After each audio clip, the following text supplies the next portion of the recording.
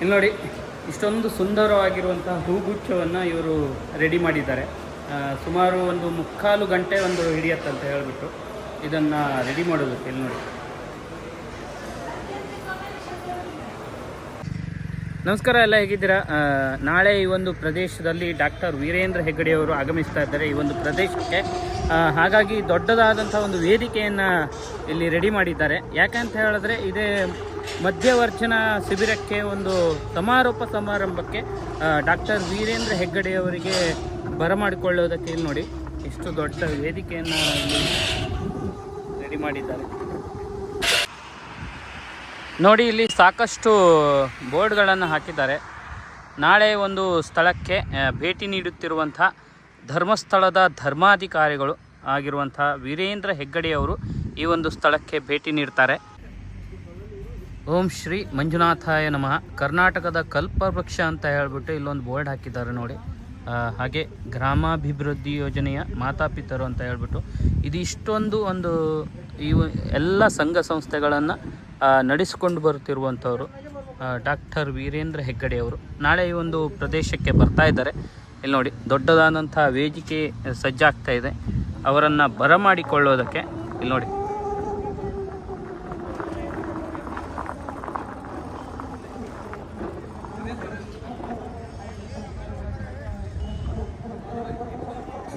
ನೋಡಿ ನಾಳೆ ಈ ಒಂದು ಪ್ರದೇಶಕ್ಕೆ ಧರ್ಮಸ್ಥಳದ ಧರ್ಮಾಧಿಕಾರಿಗಳಾಗಿರುವಂತಹ ಡಾಕ್ಟರ್ ಡಿ ವೀರೇಂದ್ರ ಹೆಗ್ಗಡೆಯವರು ಈ ಒಂದು ಪ್ರದೇಶಕ್ಕೆ ಭೇಟಿ ನೀಡ್ತಾರೆ ಅಂತ ಹೇಳ್ಬಿಟ್ಟು ಇಲ್ಲಿ ನೋಡಿ ವೇದಿಕೆ ಇಷ್ಟೊಂದು ದೊಡ್ಡ ಮಟ್ಟದಲ್ಲಿ ಸಜ್ಜಾಗಿದೆ.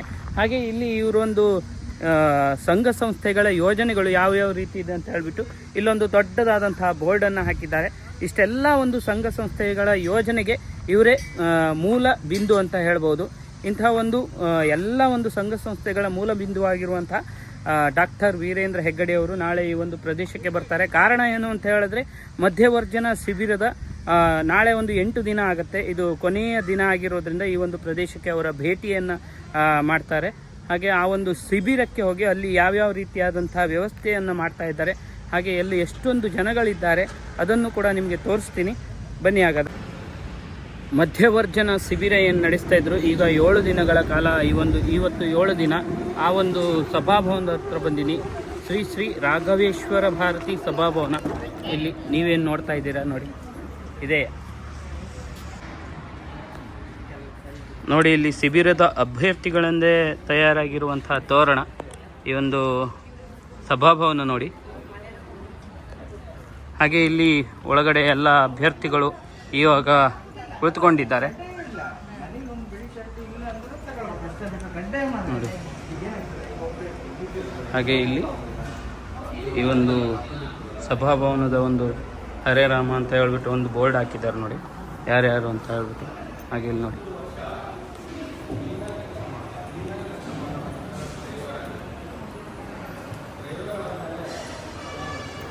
ಹಾಗೆ ಇಲ್ಲಿ ನೋಡಿ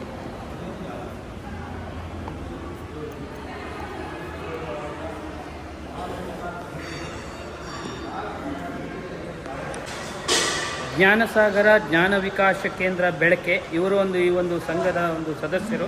ಇಲ್ಲಿ ನೋಡಿ ಪುಷ್ಪಗಳಿಂದ ಒಂದು ಅಲಂಕಾರಿಕ ವಸ್ತುಗಳನ್ನು ರೆಡಿ ಮಾಡ್ತಾ ಇದ್ದಾರೆ. ಅವರ ಪರಿಚಯವನ್ನು ಮಾಡಿಕೊಡ್ತೀನಿ ಬನ್ನಿ.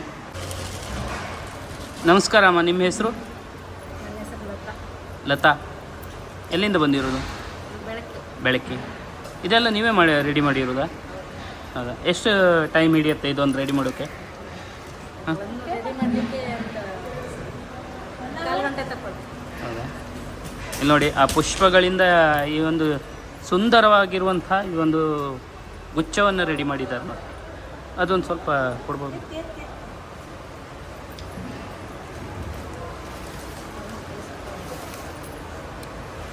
ಇಲ್ಲಿ ನೋಡಿ, ಈ ರೀತಿಯಾಗಿ ಒಂದು ಸುಂದರವಾಗಿರುವಂಥ ಹೂಗುಚ್ಛವನ್ನು ರೆಡಿ ಮಾಡಿದ್ದಾರೆ ನೋಡಿ. ಎಷ್ಟು ವರ್ಷ ಆಯ್ತಮ್ಮ ನೀವು? 13 ವರ್ಷ. ಅಲ್ಲಿ ಇದು ಒಂದೇ ಅಲ್ಲ ಬೇರೆ ಏನಾದರೂ? ರಂಗೋಲಿ ಪುಷ್ಪಗುಚ್ಛ. ಇಲ್ಲಿ ನೋಡಿ, ಹೂವಿನಿಂದ ರೆಡಿ ಮಾಡ್ತಾ ಇದ್ದಾರೆ ನೋಡಿ.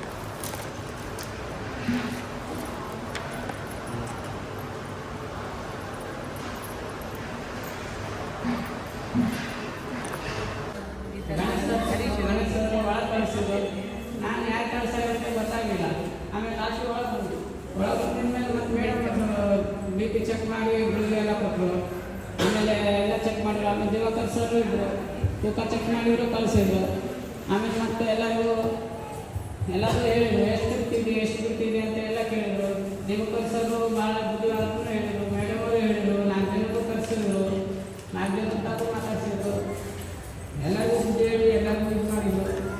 ಅಂದರೆ ಆಮೇಲೆ ಮನಸ್ಸಿನಾಗೆ ಒಂಥರ ಫೀಲಿಂಗ್ ಆಗಿ ಮತ್ತು ಲಾಸ್ಟಿಗೆ ಬಿಡಲೇಬೇಕಂತ ಅನ್ಸಾತು. ಬಿಡೋಣ ಅಂತ ಬಿಟ್ಟೇನೆ, ನೀವು ಬಿಡ್ರಿ, ಎಲ್ಲರೂ ಬಿಡ್ರಿ, ನಾವು ಬಿಡ್ತೇನೆ.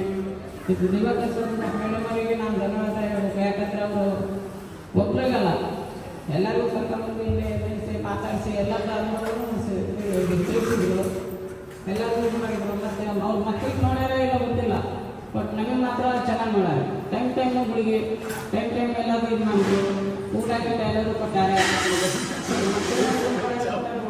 ನಾವು ನಮಗೆ ಮಾತ್ರ ಮಕ್ಕಳ ಥರ ನೋಡ್ಯಾರ. ಇಷ್ಟೇ ನಾನು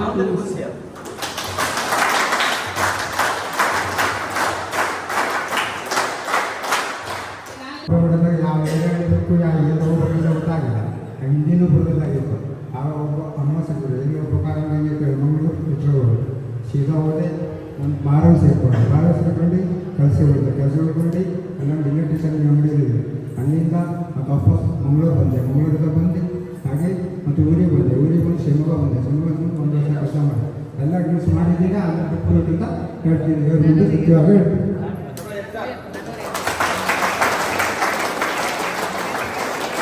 ನಾನೇನು ಮಾಡ್ತೀನಿ ಅಂತ ಹೇಳಲೇ ಇದು ಇಂಪಾರ್ಟೆಂಟ್.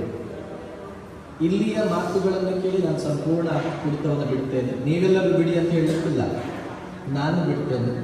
ಪೂಜ್ಯರು ಆಗಮಿಸಿದ್ದು ನನ್ನ ಸೌಭಾಗ್ಯ. ಅವ್ರನ್ನ ಹತ್ತಿರದಿಂದ ನೋಡಲಿಕ್ಕೆ ನನಗೊಂದು ಅವಕಾಶ ಸಿಕ್ಕಿತ್ತು.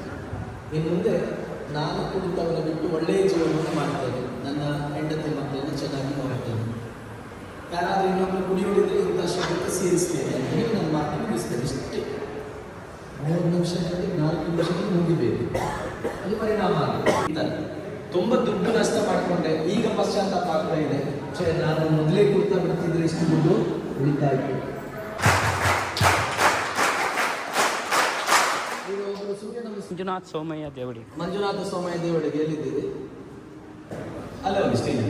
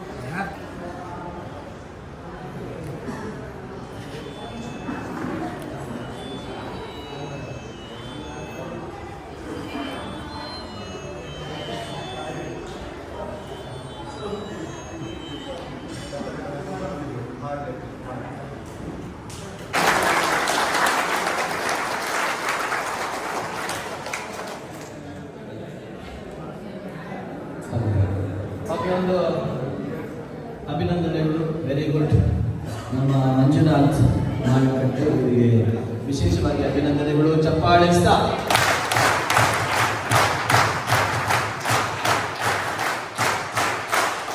ನಾನು ನಿಮಗೆ ಫಸ್ಟ್ ದಿವಸನೇ ಹೇಳಿದ್ದೆ, ನೀವು ಯಾವುದರಲ್ಲೂ ಕಮ್ಮಿ ಇಲ್ಲ ಅಂತ.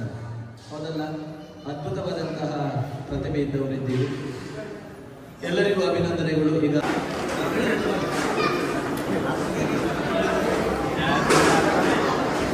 ನೋಡಿದ್ರಲ್ಲ ಸ್ನೇಹಿತರೆ, ಇದಾಗಿತ್ತು ಇವತ್ತಿನ ಶಿಬಿರ. ಹಾಗೆ ಶಿಬಿರದ ಅಭ್ಯರ್ಥಿಗಳು, ಹಾಗೆ ಈ ಒಂದು ಅವರು ಬದಲಾಗಿರುವಂಥ ರೀತಿಯಾಗಿರ್ಬೋದು ತುಂಬ ಖುಷಿಯನ್ನು ಕೊಡುತ್ತೆ. ಹಾಗೆ ನೀವು ಈ ಒಂದು ರಾಘವೇಶ್ವರ ಭಾರತಿ ಸಭಾಭವನದಲ್ಲಿ ನಡೆಯುತ್ತಿರುವಂತಹ ಶಿಬಿರದ ಬಗ್ಗೆ ನಿಮಗೆ ತೋರಿಸಿದೆ. ಹಾಗೆ ಅಲ್ಲಿ ಶಿಬಿರದ ಅಭ್ಯರ್ಥಿಗಳನ್ನು ತೋರಿಸಿದೆ.